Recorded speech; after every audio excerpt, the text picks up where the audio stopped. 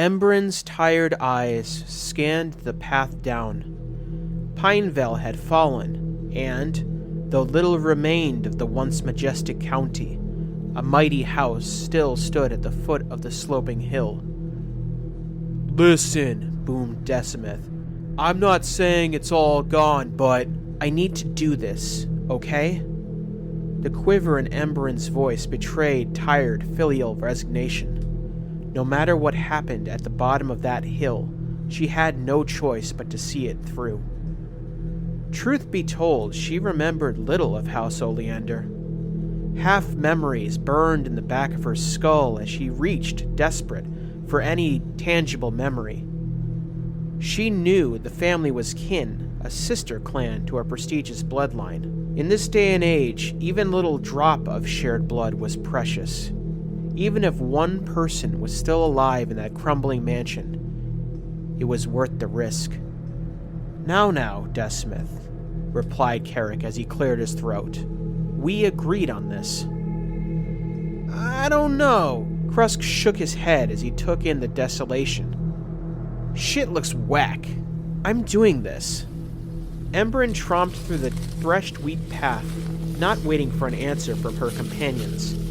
It was bad enough to see her family's estate reduced to this state, with the eldritch phantasm riding in her peripherals. The matter was only getting worse. In the distance, the light spell that simulated the sun above the once mighty Verota sputtered for life, leaving little but the raging fires as a singular source of luminescence. Dry wheat cracked underfoot as she moved. Even in the relative dark, Embryn was far from blind. The Underdark was all she had ever known, and, though she lacked the dark vision of her companions, her other senses made up for it. She had always been a skilled tracker. The Elder said that she had a gift, an intangible aptitude for navigating the sprawling underground complexes that comprised the New World. It was as if the dark itself called to her, guiding her through the ever-black. The white specter still loomed at the corner of her eye, pulsing bright as though it was a beacon. For now, she chose to ignore it. It had been days since she'd gotten proper rest. Though the accommodations of the wash were far more than she'd anticipated, there was something about the place that made her uneasy. Maybe the phantasm was sleep deprivation. Maybe it was a harbinger. What mattered now was that everyone in the house was safe. The rest she could deal with later. "Oh no," Carrick replied. The tired, elegant voice resonated from behind her. "Looks like they had visitors." She stood at the bottom of the alabaster-colored steps, highlighted by the raging wildfires. In the flickering light, she made out long scars cored out of the ornate mahogany doors. Even in this destroyed state, Embryn couldn't help but marvel at the architecture. From what she was told, the rare material that was used for the entrance was sourced from the surface, holdover relics from the days prior to the Long Dark. Dread crept up the back of her skull. Though Krusk would boast otherwise, it was unlikely anyone had the strength to carve out whole chunks from the doors and wall. Whatever had done this hadn't done it by blade alone. Unease settled in her bones. "I don't think humanoids did this," Embryn remarked, voicing the unsettling conclusion. "More trogs?" Carrick asked. "I don't know." "Listen," Decimith replied. "If we're going in, anyone can get these hands, you dig? I'm about done with this ghost story. I'm going in." "Wait," Embryn held up a hand. "I should go in first." Darkness greeted them. Faint baubles lit up, reflecting dim patchworks of the main hall. Long scratches marred the fine stone walls. Podiums held destroyed busts of the family. Luminant gems cored from the forefathers' eyes were scattered on the floor, lighting the path forward. "I don't like this," Embryn said. "Nope, I don't like any of this." Trails of destroyed pottery peppered the floor, leading to the twin spiral stairs that led upwards to an alcove. "I hear something," Krusk said. She paused. What sounded like clicking echoed in the distance. The soft yet shrill noises perked at the edges of her ears. What bothered her more was the silence between. Aside from it, the world was still. So still she could hear her own shallow breaths. Instinctive, she reached for her bow. As she crept towards the edge of the foyer, she stopped.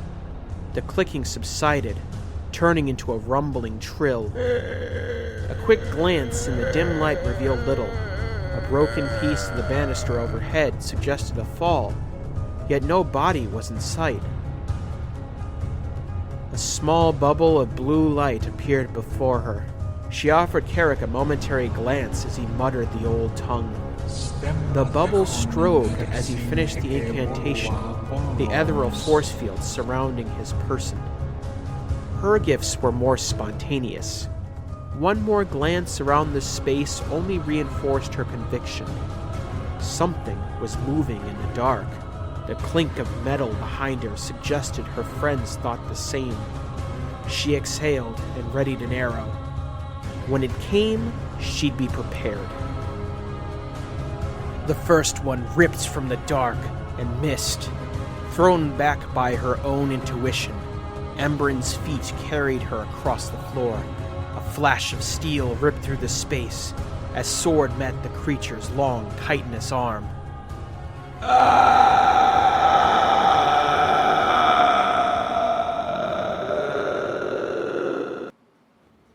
The crowing rattled her mind.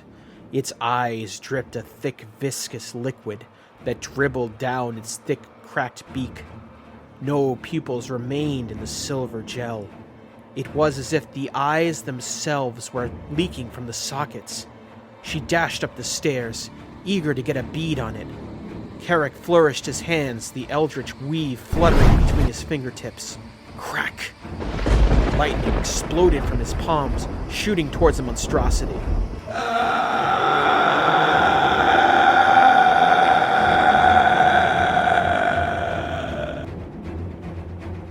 Her body twisted as an arm pulverized her from behind, a long hook appendage smashing into her spine.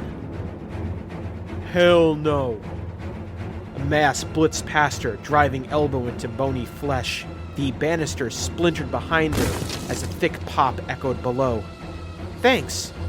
She focused herself on the end of the arrow. The world narrowed as the bowstring stretched, ready to loose. A silver crosshair appeared on her target, the mass shimmering as she released. The gift was different for her. Most spent years honing their understanding as Carrick had, pouring their time and souls into endless pages of obtuse literature. The Elder had said her gift was pure, a natural extension of her own will. The gift made her different. The gift made her strong. The arrow barreled through the creature, the mark rupturing and reappearing as her hand moved to quiver.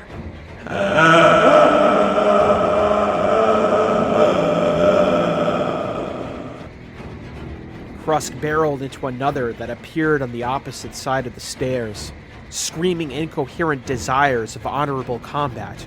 Her mind spun on it for a moment. Honor? What honor was there in this abomination? What glory was there to earn in the corpses of these vile creatures that had destroyed the sanctity of her family's home? Her heart pounded. Fear ran its course, but she remained unmoved. She was Equalizer. She was Order. She was an Underlock. Order sung from her bow as arrows emptied into the monster's back. Below her, the sounds of visceral combat sounded. Carrick rushed forward, the blue glow illuminating the room, revealing 4 of these monstrosities. Bolts of magical power exploded from the mage's fingertips, rendering flesh from sinew. Another rushed towards her, beak open, as it bleated its hideous, monotonous cackle. She fell back as it fell upon her, hissing and plunging curved limbs into the stairs beside her. A knee erupted from the darkness as a tail flashed across her vision.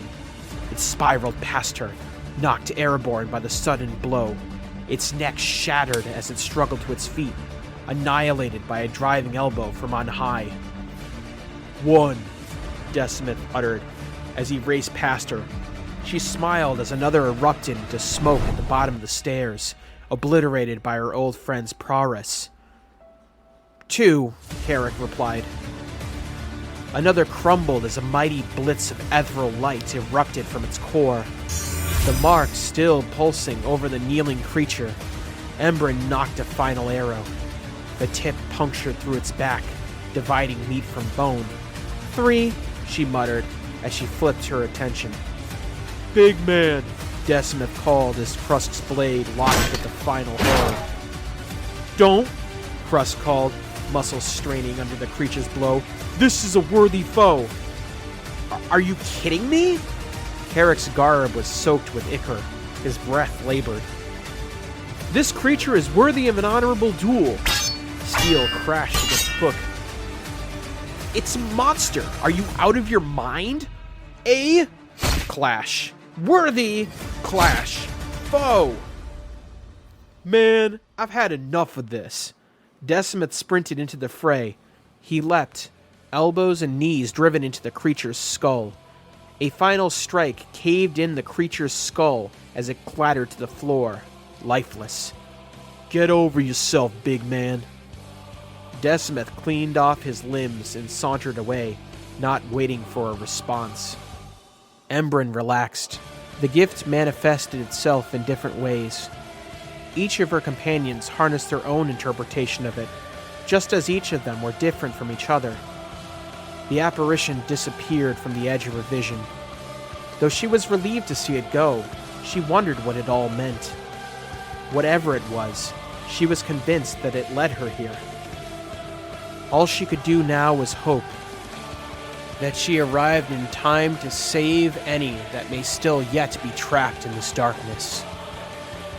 Special thanks to our logo designer Sierra Twazin, to Toys and Things in Danvers, Massachusetts, Reaper Miniatures, and Mongoose Publishing. If you enjoy the show, help the podcast grow. Give us a follow on Twitter at LordsBroken, join the community Discord, and maybe consider offering a small tribute to the old ones on our Ko-Fi. All these links and more can be found in our link tree at linktr.ee/The Broken Lords. Thank you.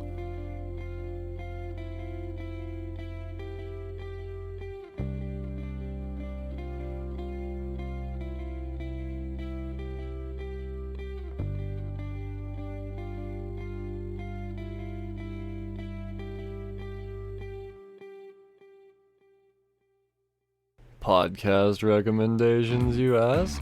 Brian Wayne here, co-curator of The Apocalypse. And I know that sounds gnarly. That's because it is gnarly, man. The Apocalypse. What is The Apocalypse? The Apocalypse is a culmination of the gnarliest podcasts, independent podcasts the internet has to offer. So instead of trying to go to Twitter the next time you need a new podcast to listen to and try to get Twitter famous, podcast recommendations, please. Just think The Apocalypse, man. And it's ironic because The Apocalypse is only the beginning. It's only the beginning. Just go to podchaser.com. It's in the top lists. The top lists in the whole world. So whether you're looking for true crime, sports, role-playing, I don't know, anything. Think of a podcast. It's on The Apocalypse. It's like the apocalypse with a D. And do not forget to follow The Apocalypse on Twitter as well. Once again, that is The Apocalypse. If you're looking for a podcast recommendation, The Apocalypse is sure to have something for you.